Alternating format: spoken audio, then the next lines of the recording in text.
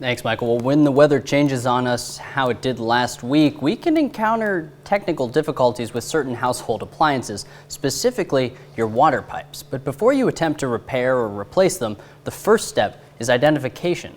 We stopped by Henkel's Hardware in Webb City to learn how to identify the different pipes.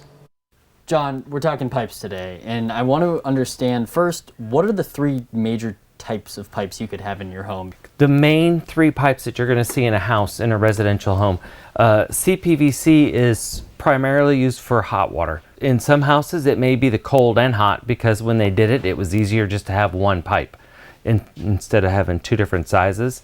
So then you also have, in a situation like that, you may have PVC. So PVC is just for cold water. CPVC will take hot or cold. And then probably 25 years ago, they started using PEX tubing in residential construction, and it's just a lot more forgiving. Easy enough, huh? It's pretty easy. So identifying your pipe is really important, because you don't know what pieces you need unless you know what pipe you have. So when it comes to repairing these, replacing them, let's walk through what you need and what tools you need in order to do so. All right, so on the PVC, we'll start with the PVC, the cold water pipe. It's just going to use plastic fittings, and those plastic fittings have to be glued. Now, when you get into glue, you need to make sure you use the right glue. There are some glues that are only for cold water pipe. There are some glues only for hot water pipe, and there are some glues that will do both. If you're not sure, use the multi-purpose. That'll do everything. And that way you'll save you from using the wrong glue and it bursting again. Okay, so if I find that I'm not getting water flow to my sink, what is the first thing I need to be doing?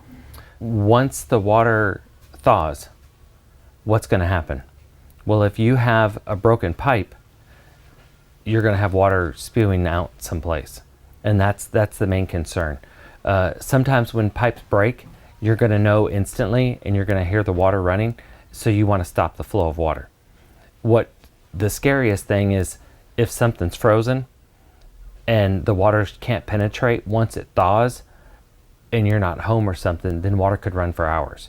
So I think once you have frozen pipes, the best thing to do is, start trying to figure out where it's frozen and get things off in the house. It may be your incoming line and the whole house doesn't have it, but sometimes it's just a section of the house. So if you can isolate those sections, that way when it does thaw, you don't have water running someplace you don't want water running. We'll have this story and more resources on our website at KOAMnewsnow.com. We'll be right back after this.